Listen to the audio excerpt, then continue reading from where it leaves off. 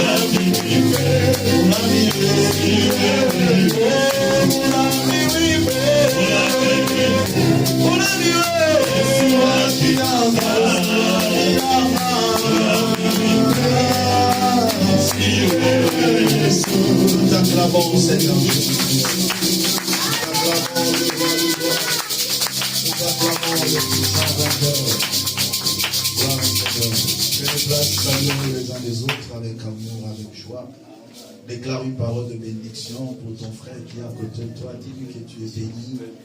Toi qui es arrivé ce matin, que le nom de l'Éternel soit glorifié. Amen. Gloire au Seigneur. Nous allons partager les Saintes Écritures. Nous aurons pour sujet le parcours de la prophétie. Le parcours de la prophétie ou de la promesse de Dieu. Toutes les promesses que le Seigneur nous a faites au travers de sa parole constituent une prophétie par excellence. Et chaque enfant de Dieu est appelé à reconnaître que tout ce que le Seigneur a dit, il est fidèle pour l'accomplir. Dieu ne ment jamais. Ce qu'il faut savoir dans la réalité de la prophétie, il y a 3 éléments importants à saisir. Le premier élément où je vais parler en termes de temps, il y a 3 temps à saisir. Le premier temps, c'est le temps de la réception de la prophétie. Le deuxième temps, c'est le parcours de la prophétie. Et le troisième temps, c'est l'accomplissement de la prophétie. J'aimerais que tu fasses un schéma pour que tu puisses bien comprendre. Tu tires une flèche. Tu fais une flèche pour ceux qui écrivent. Au début de la flèche, tu mets la réception de la prophétie. À la fin de la flèche, tu mets l'accomplissement de la prophétie. Et au milieu de la flèche, tu mets le parcours de la prophétie. L'objectif dans cet enseignement, nous allons plus nous atteler sur le parcours de la prophétie. Parce que recevoir une prophétie, c'est bien. Mais vivre son accomplissement en est une autre chose. Mais tout dépend de la période qui sépare la réception de la prophétie jusqu'à son accomplissement. Comment une personne s'est comportée lors du parcours de la prophétie, c'est ce qui détermine l'accomplissement de cette prophétie. Vous savez que Dieu ne ment jamais. Mais toute personne qui reçoit la prophétie peut vivre ou ne peut pas vivre l'accomplissement de la prophétie. Cela ne veut pas dire que Dieu a menti. Mais cela veut dire tout simplement que la personne qui a reçu la prophétie a salué de loin sa prophétie. Alléluia. Et ça, c'est très important. Dans le parcours de la prophétie, il y a des étapes à franchir. Il y a des principes à respecter et des conditions à remplir. Que par la grâce de Dieu, nous allons introduire aujourd'hui par cet enseignement. Est-ce que nous sommes ensemble? Gloire à Dieu. Genèse chapitre 12. Genèse chapitre 12, verset 1er jusqu'au verset 3. L'Éternel dit à Abraham, va-t'en de ton pays, de ta patrie et de la maison de ton père dans le pays que je te montrerai. Je ferai de toi une grande nation et je te bénirai. Et tu seras une source de bénédiction. Je bénirai ceux qui te béniront. Je maudirai ceux qui te maudiront. Et toutes les familles de la terre seront bénies en toi. Verset 4. Abraham partit comme l'Éternel le lui avait ordonné, ou comme l'Éternel lui avait dit, et Lot partit avec lui. Abraham était âgé de 75 ans lorsqu'il sortit à Charan. Est-ce que nous sommes ensemble? Amen. Il y a quelque chose qui attire mon attention. Une précision qui s'avérait important pour nous dans cet enseignement. Lorsque Abraham reçoit la prophétie que je te bénirai, je rendrai ton nom grand, tu seras le père d'un grand nombre de nations. Il était âgé de 75 ans. Dans ton schéma que tu as fait, dans la réception de la prophétie, tu écris cet âge. 75 ans. On est ensemble? Romains chapitre 4. Je vais lire et après on va entrer en profondeur. Romains chapitre 4, versets 17 à 19. Romains chapitre 4, versets 17 à 19. Il est écrit. Je t'ai établi père d'un grand nombre de nations. Il est notre père devant celui auquel il a cru. Dieu qui donne la vie aux morts et qui appelle les choses qui ne sont point comme si elles étaient. Espérant contre toute espérance, il crut, en sorte qu'il devint père d'un grand nombre de nations, selon ce qui lui avait été dit, telle sera ta postérité. Et sans faillir dans la foi, il ne considéra point que son corps était déjà usé, puisqu'il avait près de 100 ans. Puisqu'il avait combien? Près de 100 ans. Et que Sarah n'était plus en état d'avoir des enfants. Il ne douta point par incrédulité au sujet de la promesse de Dieu, mais il fut fortifié par la foi, donnant gloire à Dieu. C'est la parole du Seigneur. Ça, c'est le témoignage du Saint-Esprit qui témoigne en faveur d'Abraham, qui a vécu l'accomplissement, parce que je vais revenir à fond, qui a vécu l'accomplissement à l'âge de 100 ans. Donc, à la fin, dans l'accomplissement, tu mets 100 ans. Abraham a reçu la promesse à quel âge? 75 ans. Il a vécu l'accomplissement de la promesse à quel âge?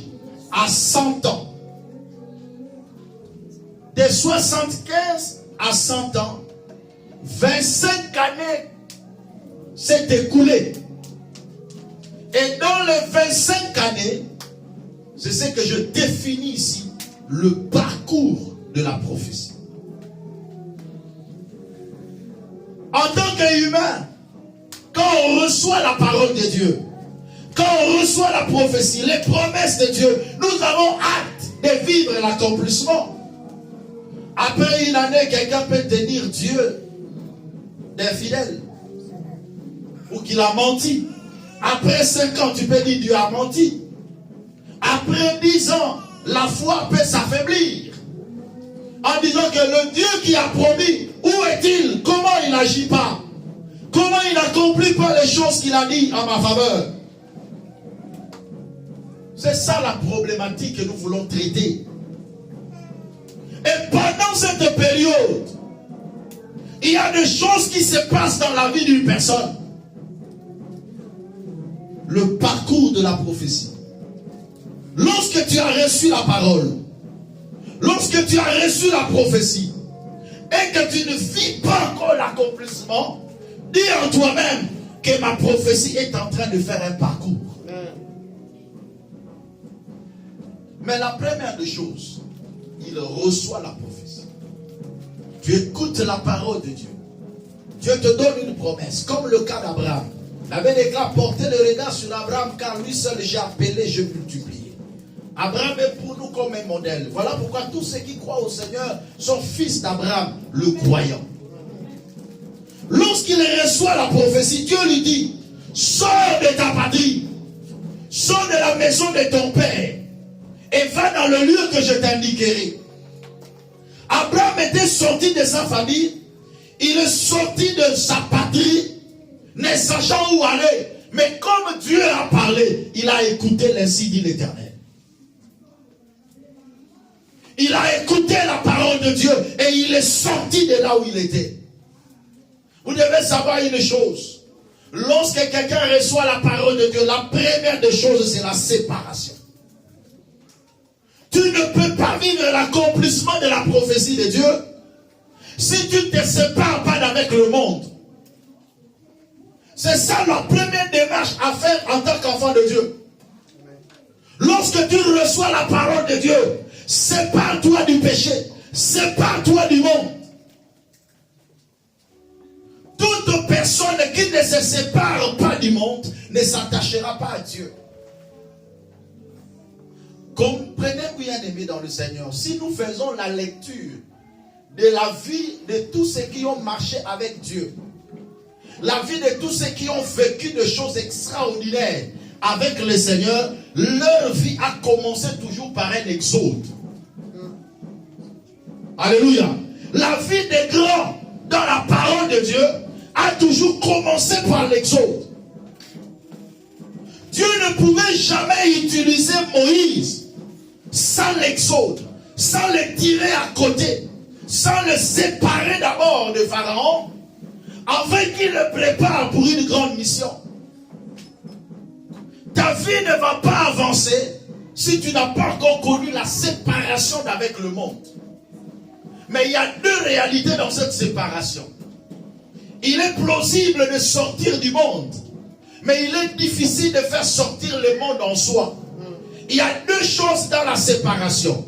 Sortir du monde et faire sortir le monde en toi. Beaucoup de gens aujourd'hui, beaucoup, j'allais dire, les chrétiens, qui sont sortis du monde. Ils sont sortis, ils n'appartiennent pas en réalité au monde. Mais quand ils sont dans l'église, ils n'ont pas encore fait l'expérience de faire sortir les mondes en eux. C'est le cas d'Israël. Quand le peuple d'Israël sont sortis de l'Égypte, c'était facile pour eux de sortir de l'Égypte. Mais c'était difficile pour eux de faire sortir l'Égypte en eux. Alléluia. Voilà pourquoi, malgré qu'ils étaient loin de l'Égypte, ils se souvenaient toujours de l'Égypte. Moindre fois pas, ils pouvaient dire à Moïse, ah, lorsque nous étions en Égypte, nous étions bien. On mangeait des viandes, des poireaux, des poissons. Mais ici, notre âme est dégoûtée de cette misérable nourriture. Voilà pourquoi le jour où les espions qui étaient allés visiter Canaan ont apporté une mauvaise nouvelle, ils ont commencé à faire des groupes de 50, de 100 pour retourner en Égypte. Vous êtes déjà à 2 pas de Canaan, mais ils veulent retourner en Égypte. Pourquoi? Parce qu'ils étaient sortis, mais l'Égypte n'était pas encore sortie d'eux. Tu t'es séparé du monde, mais le monde reste encore en toi. Ainsi, il y a une tendance qui te pousse toujours vers le monde. Malgré que tu es chrétien, malgré que tu es dans le Seigneur, mais le monde te réclame encore. Tu as encore le goût du monde. Les choses du monde te font encore plaisir. En ce cas-là, bien-aimé, tu n'as pas encore fait sortir le monde en toi. Dieu ne peut pas te posséder en entièreté si tu n'es pas sorti du monde. Dieu ne peut pas te posséder en entièreté si tu n'as pas fait sortir le monde en toi. Voilà ce qui te reste. Vous savez, ce sont des exemples que je donne un peu pour que vous puissiez bien comprendre ces 2 termes. Sortir du monde et faire sortir le monde en toi. Vous savez, lorsque Lot est sorti de Sodome et Gomorrhe, mais il y avait une chose. Lot et ses enfants sont sortis de Sodome. Mais les enfants de Lot n'ont pas fait sortir Sodome en elle. Certes, elles étaient déjà sorties, mais Sodome était en elle. Voilà pourquoi elles pouvaient avoir une pensée de coucher avec leur père pour avoir une postérité. Mais ils l'ont fait où? Hors de Sodome. Mais cependant, pendant qu'ils étaient à Sodome, elles n'ont jamais fait ça. Mais lorsque tu es dans le monde, sache-le que le diable fait entrer toujours le monde en toi. Parce qu'il s'est dit, même s'il sort, mais mon empreinte est avec lui. Voilà pourquoi Jésus-Christ, lorsqu'il est venu dans ce monde, il pouvait dire au diable, toi Satan, je n'ai point ta marque en moi. On est enfant de Dieu. Mais parfois il y a la marque du diable qui reste encore en toi. C'est ce que tu dois dépouiller, c'est dépouiller. Voilà pourquoi la Bible déclare, lorsque nous venons dans le Seigneur, nous devons nous dépouiller du vieil homme. Et de ses œuvres. Fais sortir le monde en toi. Certes, je te comprends, tu es déjà hors du monde. Mais ce qui te reste, fais sortir le monde qui dort en toi. Et c'est ce qui fera qu'un jour, que tu retournes encore dans le monde. Il dit, sors de ta patrie. Tu veux vivre l'accomplissement de la prophétie de Dieu, des promesses de Dieu dans ta vie. Voilà la première démarche à faire. La séparation. La Bible déclare, Abraham plutôt sorti de sa patrie et alla dans un lieu où il ne savait même pas. Mais parce que tu as parlé, parce que tu as donné l'instruction. Alléluia. La vie de grand commence par l'exode. As-tu déjà connu ton exode? C'est-à-dire la sortie, la séparation d'avec le monde, afin que tu deviennes une propriété privée de Dieu. Vous devez savoir une chose, avant que Dieu ne t'utilise, tu dois devenir une propriété privée de Dieu. Et c'est là en totalité. Parce que la partie qui restera sous ta propre conduite salira ta personnalité et empêchera Dieu d'agir dans ta vie. Il y a des gens où certains domaines de leur vie restent encore sous leur propre gérance. Ils ne sont pas donnés totalement à Dieu. Dieu ne partage pas sa gloire avec une autre personne. Lorsque Dieu te donne une promesse, sors, appartiens totalement à Dieu afin qu'il agisse en ta faveur. La deuxième des choses, Abraham avait la révélation de Dieu. Quand il sortait, il avait la révélation. Certes, il ne savait pas là où il est, là où il partait, là où il pourrait se retrouver, mais il avait seulement la révélation de son Dieu. La révélation de Dieu s'est définie par 3 éléments importants. C'est que Dieu est pour toi. C'est que Dieu a pour toi. Et c'est que Dieu peut faire dans ta vie. Voilà la révélation de Dieu. Qui est Dieu pour toi? Qu'est-ce que Dieu a pour toi? Et qu'est-ce que Dieu peut faire dans ta vie? Bien-aimé dans le Seigneur, Abraham connaissait ce qu'était Dieu parce que Dieu s'est révélé en lui. Et là où il partait, il se disait parfois en lui-même, quel que soit là où je m'en vais, mais je sais que l'Éternel est là. Sa présence est là. Quelles que soient les conditions de ma vie, celui qui m'a parlé, j'ai confiance en lui. La révélation crée la confiance en Dieu. La Bible déclare, maudit soit celui qui se confie en l'homme, mais béni soit l'homme qui se confie en l'Éternel. Est-ce que tu mets la confiance en Dieu que la prophétie que Dieu a dit, la promesse que Dieu t'a donnée va s'accomplir? As-tu cette révélation? As-tu cette confiance en Dieu? La révélation produit la confiance. Une personne que tu n'as jamais entendu parler, une personne que tu ne connais pas, tu entends une voix qui te dit, sors de ta patrie, sors de la maison de ton père, va dans le lieu que je t'indiquerai. Et le matin, tu plies tes bagages et tu sors. Tu dois avoir confiance en cette voix. Ce qui bloque la vie de plusieurs enfants de Dieu, c'est qu'ils n'ont pas confiance en l'Éternel, leur Dieu. Nous prions parfois, mais nous n'avons pas confiance en Dieu. Or que la confiance, c'est ça même la base de la foi chrétienne. Alléluia. C'est ça la foi. Et la foi est produite par la révélation de Dieu. Il n'y a que ceux qui ont la révélation de Dieu qui peuvent avoir la foi à la parole de Dieu. Qu'est-ce que Dieu t'a dit? Est-ce que tu crois à ce que Dieu t'a dit? Alléluia. Le parcours continue. 10 ans après, suivez très bien. 10 ans après, il n'y avait pas toujours l'accomplissement de la prophétie. Mais qu'est-ce qui se passe? Cependant, Dieu a parlé. Est-ce que Dieu est-il un homme pour mentir? Est-ce que Dieu est-il fils d'un homme pour se repentir? Où est la promesse de Dieu à notre égard?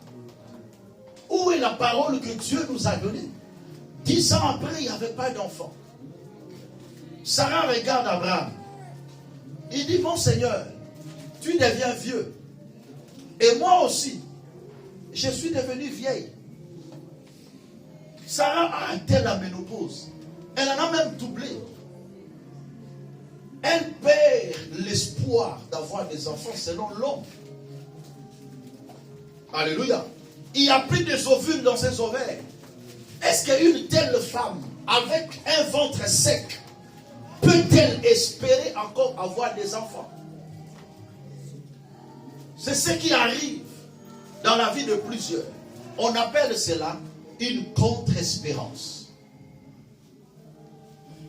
On appelle cela une contre-espérance.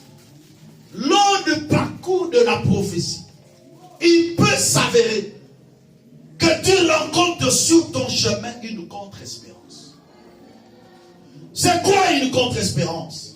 Une contre-espérance, c'est une réalité devant laquelle l'homme ne peut plus espérer. Je répète, une contre-espérance, c'est une réalité devant laquelle l'homme ne peut plus espérer. Tu peux rencontrer cela sur le parcours de ta vie. Et c'est ce que Sarah a connu. Une contre-espérance. Une réalité devant laquelle Sarah ne pouvait plus espérer avoir des enfants. Tu es atteint de sida. Le médecin te dit qu'il n'y a pas de solution. Il n'y a pas de remède pour cette maladie. Tu entres dans la phase de contre-espérance. Tu es atteint d'un cancer. Le médecin te dit, je ne peux plus rien faire. On attend ta mort. Tu accèdes à une contre-espérance. Une contre-espérance, c'est une réalité devant laquelle l'homme ne peut plus espérer. Je dis l'homme, je dis pas Dieu.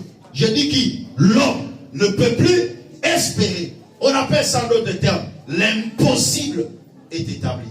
l'irréparable est faite. L'irréversible est établi. Bien-aimé, dans le parcours de la prophétie, il se peut que tu rencontres ce genre de situation. Tu attends une bénédiction prochaine. Tu attends l'accomplissement de la prophétie de Dieu. Mais face à toi, il y a une réalité qu'on appelle contre-espérance. C'est dans ces moments pareils que le diable s'élève. Avec une opportunité. Appelée opportunité diabolique. Mais que toi, tu peux dire chance. Une brèche que le diable ouvre lorsque quelqu'un est face à une contre-espérance. On appelle ça les moyens humains. Lorsque quelqu'un est face à une contre-espérance, le diable lui propose un moyen humain. Afin que tant soit peu, il étanche sa soif. Afin que tant soit peu, qu'il vive l'accomplissement. Mais pas d'une prophétie, mais d'une réalité semblable à la prophétie. Mais c'est le diable qui le crée. Pendant ces temps-là, suivez bien. Pendant ces temps-là, Sarah s'élève. Genèse 16. À partir du premier verset. Sarai, femme d'Abraham, ne lui avait point donné d'enfant. Elle avait une servante égyptienne nommée Agar. Et Sarah dit à Abraham, voici, l'Éternel m'a rendu stérile. Viens, je te prie vers ma servante. Peut-être aurais-je par elle des enfants. Abraham écouta la voix de Sarai. Ça, c'est un moyen humain. Une brèche que le diable ouvre afin de te proposer une solution palliative. Certes, Dieu vous a promis que vous aurez des enfants, mais pendant que vous ne le voyez pas, Agar est là. Tu peux prendre Agar. Le diable sur ton chemin te proposera des moyens humains. Enfant de Dieu, prête attention. Les moyens humains, ce sont des opportunités, bien-aimés. Je dis bien, des opportunités que le diable peut placer devant toi. Ce n'est pas Dieu qui l'a placé, mais c'est le diable qui le place. Un moyen facile pour que tu gagnes la vie. Dieu t'a promis qu'il va te bénir, qu'il va t'élever. Mais le diable peut te proposer un moyen facile. Yo bien en cob. Yo bien en ma chance. Ah, mais c'est un moyen humain. Un moyen de péché. Parce que tu te dis, j'attends l'accomplissement de la prophétie, je ne vois pas. J'attends un mariage, mais le mariage n'arrive pas. C'est un moyen humain que le diable peut ouvrir comme une brèche. Mais en tant qu'enfant de Dieu, il faut voir plus loin.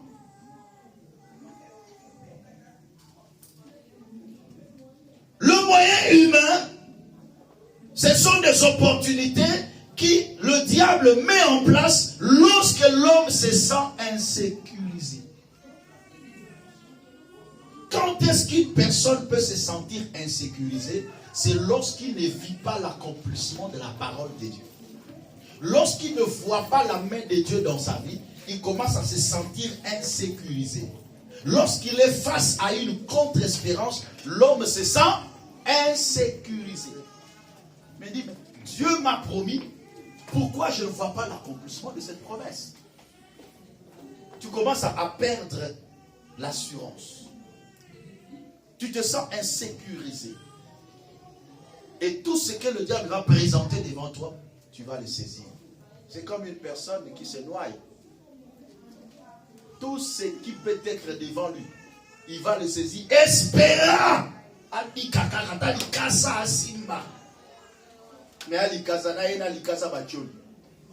Maintenant, les moyens humains, c'est comme ça. Le moyen humain ya loi li kasa moboye. Oh yo faut simba pendant qu'on se noyer. Obi que soit la 6000 kaso nambika. Mais tu te noies encore avec la feuille en question. Il est temps de comprendre, bien-aimé dans le Seigneur. Quel que soit le temps qui s'écoule face à l'accomplissement de ta prophétie, reste attaché au Seigneur.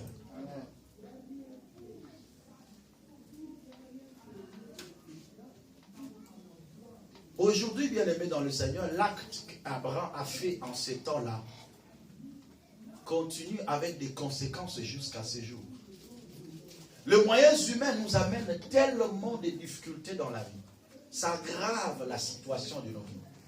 Le moyen humain, bien-aimé dans le Seigneur, amplifie la négativité dans nos vies. Et c'est ce que beaucoup de gens ne maîtrisent pas. Lorsque le diable te propose un moyen humain, c'est pour qu'en peu de temps tu te soulages. Mais pour que dans plupart de cas, ou presque toute ta vie, que tu sois dans un esclavage. Aujourd'hui, Ismaël et Isaac ne s'attendent toujours pas. Un conflit qui devient comme éternel. Mais pourquoi? Parce que cet enfant est produit d'un moyen humain. Tu risques de faire entrer dans ta vie dans une compromission et tu hypothèques toute ta vie à cause d'un moyen humain. Lorsque tu es face à une contre-espérance, fais très attention. Une contre-espérance n'annule pas la prophétie de Dieu. La stérilité de Sarah et la vieillesse d'Abraham ne pouvaient pas annuler la prophétie de Dieu. Ça, c'est ce que nous devons savoir. Quelles que soient les conditions auxquelles je suis exposé, cela ne va pas annuler ce que Dieu m'a dit. Voilà pourquoi c'est ça la brèche qui avait sauvé Abraham et Sarah. Malgré qu'ils ont cédé à une contre-espérance, mais le témoignage du Saint-Esprit, parce que vous devez savoir que le témoignage du Saint-Esprit est plus que le témoignage des hommes. En tant qu'humain, on peut dire que non, Abraham a failli dans sa foi. Parce qu'il a cédé 10 ans après. Il cède. Dans la 11e année, il donna naissance à Ismaël. Ismaël est venu lorsque Abraham était âgé de 86 ans. Est-ce que quelqu'un comprend? 75 ans, 85 ans, 10 ans après, une contre-espérance s'établit et une opportunité diabolique se présente. Il saisit l'opportunité. Heureusement pour lui, il était le père des nations et qu'il a une alliance avec le Seigneur. Mais l'alliance d'Abraham parfois n'est pas ton alliance. La manière que Dieu considérait Abraham ou la relation que Dieu avait avec Abraham, ce n'est pas parfois la même relation que toi tu as aujourd'hui. Et la dimension de la foi d'Abraham, ce n'est pas parfois la même dimension que toi tu as aujourd'hui. Et dans la révélation, je ne veux pas aujourd'hui entrer dans le domaine prophétique, je reste évangélique. Ce qu'Abraham avait compris, c'était prophétique. Mais je reste évangélique. En disant que lorsque tu es face à une contre-espérance, faites attention. Le diable va disposer des opportunités devant toi. Et quand tu saisiras ces opportunités, tu entres dans la bouffe. Romains chapitre 8, verset 25. Que faire lorsque je suis face à une contre-espérance? Romains 8, 25. La Bible déclare. Mais, si nous espérons ce que nous ne voyons pas, nous l'attendons avec persévérance. Amen. Si nous espérons ce que nous ne voyons pas, nous l'attendons avec persévérance. Je vais expliquer. Dieu te donne une parole. Comme je disais, l'ensemble des prophéties, des promesses de Dieu dans la Bible, c'est ça la prophétie par excellence que Dieu te donne. Mais dans le parcours, tu espères à cette prophétie. La Bible dit, attends avec persévérance. Si nous espérons ce que nous ne voyons pas, si nous pouvons espérer ce que nous savons l'existence de la chose, parce que je ne peux pas espérer dans le vide, j'espère sur une base. Et la base de mon espoir, c'est la parole de Dieu. Tu ne peux pas avoir une espérance dans le vide comme ça. C'est que ce n'est plus l'espoir. L'espoir doit être fondé sur quelque chose. L'espoir est fondé sur la parole. Et il dit, si nous espérons ce que nous ne voyons pas, nous faisons quoi? Nous l'attendons. Non pas seulement attendre, mais aussi avec persévérance. Pourquoi on ajoute persévérance? Parce qu'on ne peut pas parler de la persévérance là où il n'y a pas des échecs. On ne peut pas parler de persévérance là où il n'y a pas de contradiction. Donc ça dit, Dieu m'a dit ceci, je vois autre chose. D'où la nécessité de persévérer. Mais on dit attends. Attendre veut dire faire venir quelque chose. L'attente est une puissance d'attraction. Si j'attends, c'est qu'il y a quelque chose qui doit venir. Et dans la dimension spirituelle, lorsque quelqu'un attend, c'est qu'il attire la chose vers lui. Je répète, l'attente veut dire faire venir quelque chose. L'attente est une puissance d'attraction de la chose. Qu'est-ce que tu attends? Mais pendant que tu attends, persévère. Pour dire, j'attends, mais je ne l'ai pas encore touché. J'attends, je ne l'ai pas encore vu. Je fais quoi? Je persévère. C'est dans ce temps-là que beaucoup de gens abandonnent la foi. Habakkuk, chapitre 2, versets 2 à 4. L'Éternel m'adressa la parole et il dit, écris la prophétie, grave-la sur les tables, afin qu'on la lise couramment. Car c'est une prophétie dont le temps est déjà fixé. Il y a le temps de la réception et il y a le temps de l'accomplissement. Le temps de l'accomplissement a été déjà fixé. Mais le problème c'est quoi? Un jour Ézéchiel était face aux enfants d'Israël. Et les enfants d'Israël disaient toujours, mais lorsque Dieu promet, il promet toujours pour des temps lointains. Sa prophétie n'est pas immédiate. Sa prophétie, lorsqu'il promet, ça prend du temps. Pourquoi? Parce que lorsque Dieu promettait, il fixait le temps. Il pouvait dire à Abraham, ta descendance ira en captivité pendant 400 ans. Il fixe le temps. Mais lorsque le temps arrive, les gens ne voient pas l'accomplissement. Encore un 30 ans de plus, ils disent, ah non, Dieu, lorsqu'il promet, c'est comme si sa fidélité est mise en jeu. Et c'est à partir de ce temps-là que l'Éternel a pris la décision en disant, Ézéchiel, dites-leur, en ce qui concerne mes promesses, il n'y aura plus de délai. Dieu a enlevé la notion du temps dans l'accomplissement de sa prophétie. Mais il te dit, ce que toi tu dois savoir est que ce que moi j'ai dit là va s'accomplir. C'est si ça point bas. Mais en ce qui concerne les promesses de Dieu, il n'y a plus de délai. Quand Dieu te promet, dis Amen. Quand est-ce que ça va s'accomplir, je ne sais. Voilà pourquoi il dit, écris la prophétie. Grave-la sur les tables. Ton problème, lis-la couramment. Ça dit, n'oublie pas la prophétie. Sois comme Caleb. Il a reçu la prophétie à l'âge de 40 ans. Arrivé à 80 ans, il se rappelle. Il dit, oh Josué, lorsque j'étais encore âgé de 40 ans, l'Éternel m'a promis qu'il me donnera ces montagnes. Mais aujourd'hui, je suis âgé de 80 ans, je garde encore la même force, la même vigueur, lorsque Moïse m'avait parlé. Ainsi, donne-moi ce qui m'appartient. Ton problème, tu as oublié la prophétie. Ton problème, tu négliges ce que Dieu t'a dit. Ton problème, tu as les yeux braqués sur la contre-espérance. C'est ça, c'est que je suis contre toi. Écris la prophétie, grave-la sur les tables, afin qu'on la lise couramment. Car c'est une prophétie dont le temps est déjà fixé. Mais tu ne sais pas ce temps-là. C'est ça le problème. Tu ne connais pas le temps. Mais tu dois savoir que le temps était fixé. Elle marche vers son terme. Voilà pourquoi je parle du parcours de la prophétie. La prophétie n'est pas stagnante. toute prophétie a été toujours évolutive. La prophétie marche. La prophétie fait un parcours. La Bible dit, elle marche vers son terme. Et elle ne mentira pas. Si elle tarde, il y a une probabilité. si elle tarde, fais quoi? Attends-la. Romains 8, 25.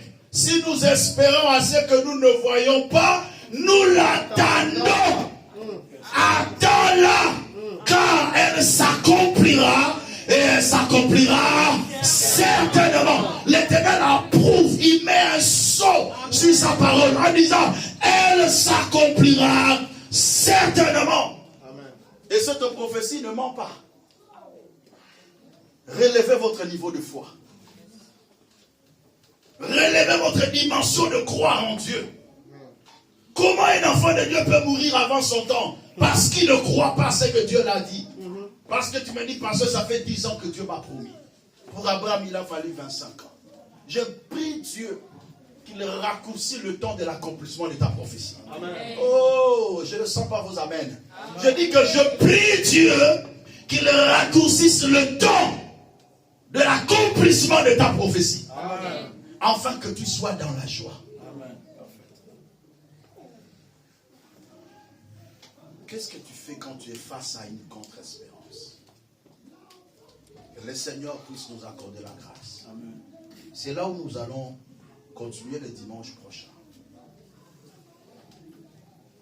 Un homme face à une contre-espérance. Un chrétien face à une contre-espérance. La prophétie fait son parcours. Même si je vois une contre-espérance, je m'en fous. La prophétie fait son parcours. Alléluia. Et c'est ça la vie chrétienne. La vie chrétienne est semblable à une personne qui roule dans une voiture, mais dont il a enlevé tout ce qui est rétroviseur. Alléluia. Il a enlevé tout le rétroviseur et il roule. Il ne regarde que devant, parce que quand il n'y a pas de rétroviseur, c'est qu'on fait quoi? On ne regarde que devant. C'est ça le problème. Toi, ton problème, tu veux regarder à côté. Tu veux regarder derrière. Et c'est par là que le diable te propose des opportunités.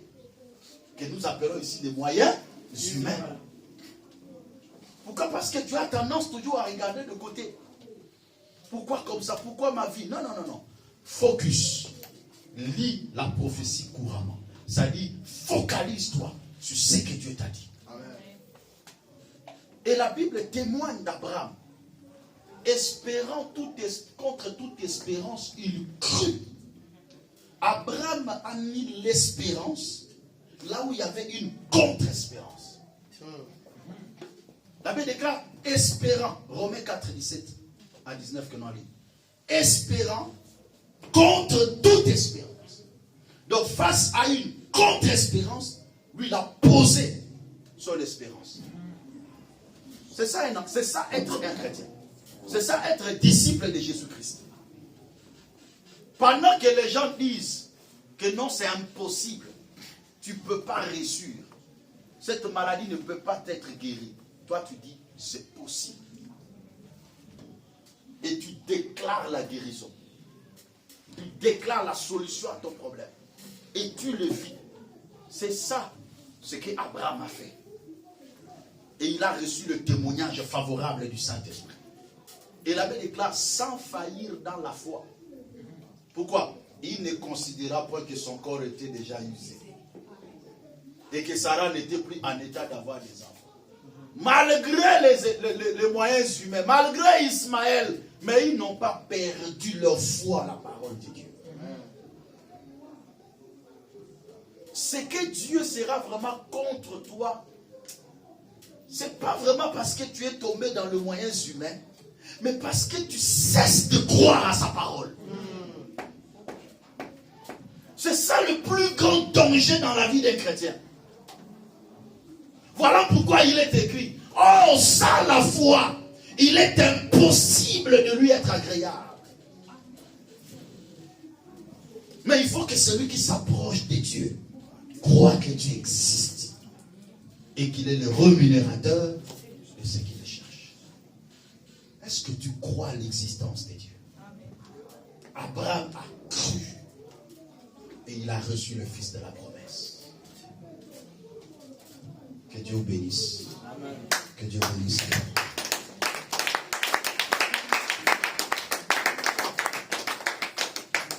Est-ce que tu peux te lever pendant 2 ou 5 minutes? Je voudrais qu'on dise à Dieu quelque chose. Je veux qu'au travers de ce message, que ta foi soit bien taillée. Que ta foi soit bien positionnée. Alléluia. Thank you, Lord. Merci, Seigneur. Aujourd'hui, je veux que Dieu puisse relever le niveau de ta foi. Ne regarde pas les contre-espérances. Que le diable ne t'amène pas dans le moyen humain. Ne touche pas au mal. Il est écrit, le sceptre de la méchanceté ne restera pas sur le lot des justes, afin que le juste ne tende pas la main au péché.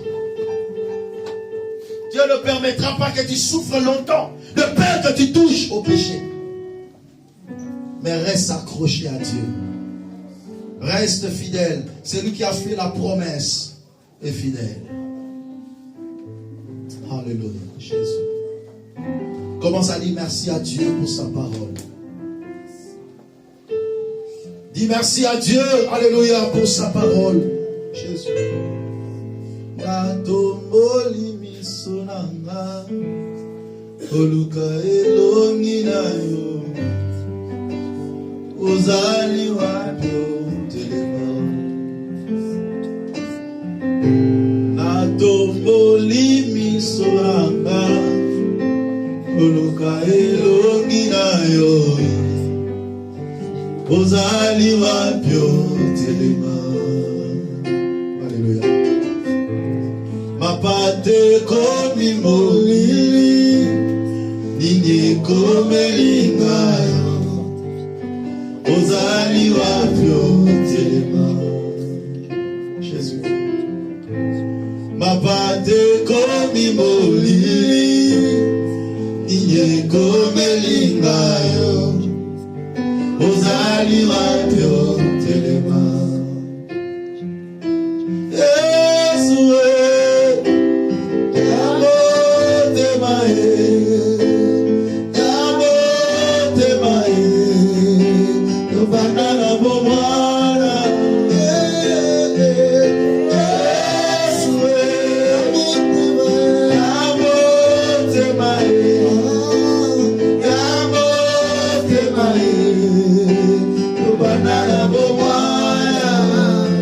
Recommande ta vie entre les mains du Seigneur. Dis à Dieu, quelles que soient les circonstances des contre-espérances, je ne veux pas perdre mon espoir.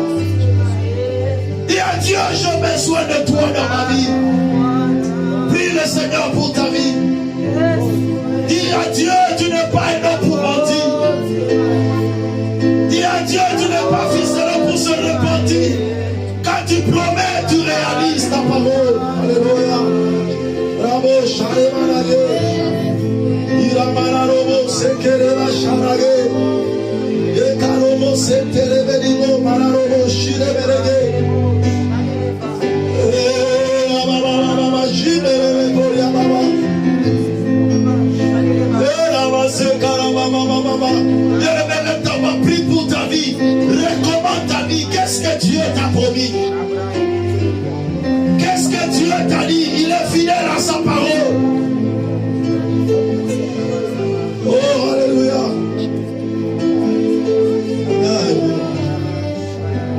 Ozali wapyo telema. Mapate komi molili, ine komelinga yo. Ozali wapyo telema.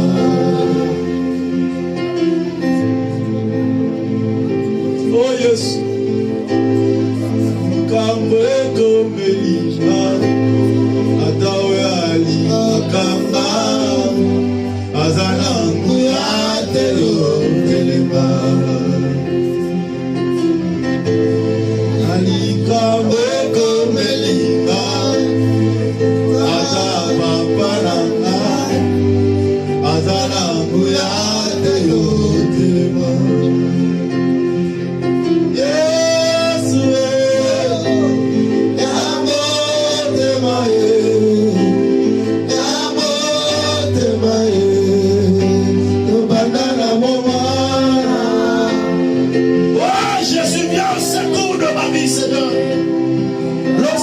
face à une contre-espérance, je crois à toi, Seigneur.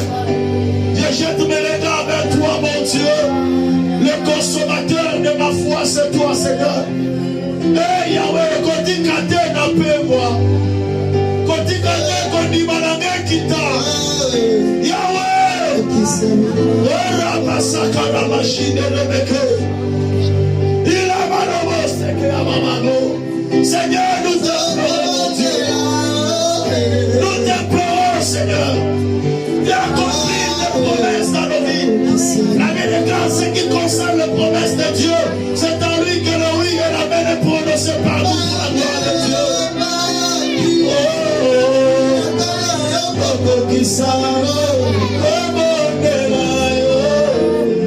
Nous te prions, Seigneur, accomplis ta parole dans ma vie, Jésus.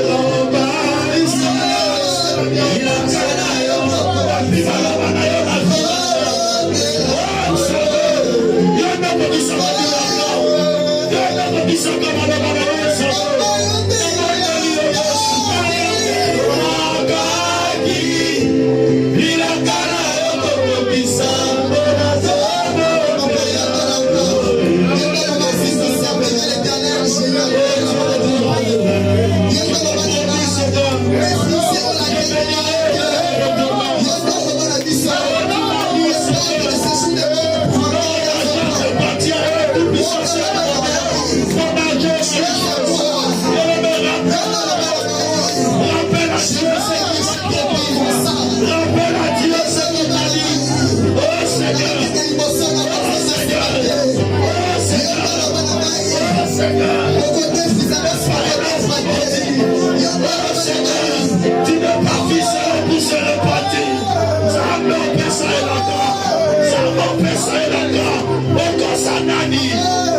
okosa papa na Abraham te.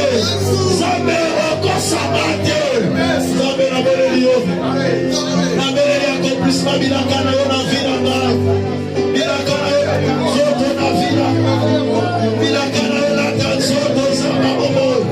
Bilaka na yo na zoto papa. Ora machete belebo.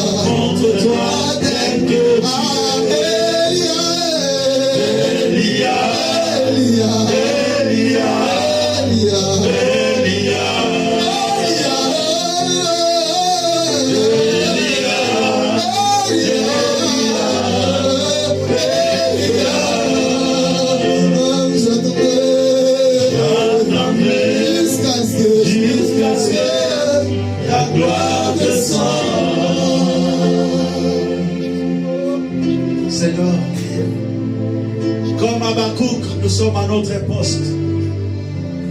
Nous n'allons pas faillir dans la foi, quel que soit le contre-espérance. Nous gardons notre foi en toi, Seigneur, le Dieu de toute suffisance. Le Dieu capable de tout, Seigneur, qui te plaise de venir à notre secours. La Bible déclare ceux qui se confient en l'Éternel, ils renouvellent leur force. Ils prennent de l'envol comme de l'aigle. Seigneur, renouvelle encore notre force au travers de ce message, au travers de cet enseignement. Renouvelle notre force. Afin que nous puissions prendre de l'envol pour vivre l'accomplissement de ta parole et de tes promesses. Seigneur, lorsque tu promets, tu veilles sur ta parole pour l'exécuter. Alléluia. Tu n'es pas un homme pour mentir. Alléluia. Adonai, le Dieu tout-puissant, le roi compatissant.